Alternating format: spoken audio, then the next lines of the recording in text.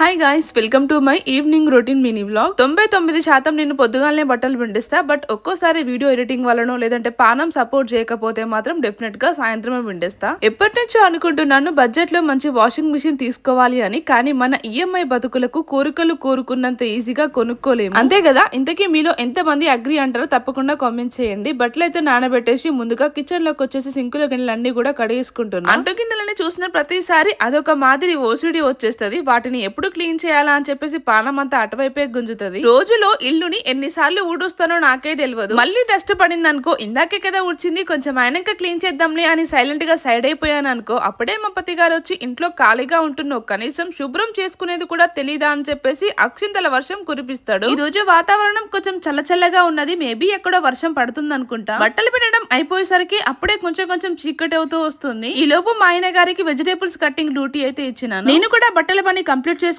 Fresh up అయిపోయి dinner cook చేసి తినేసాము. ఇదన్నమాట మినీ బ్లాగ్. నచ్చితే లైక్ ఇవ్వండి. ఉంటా, బాయ్.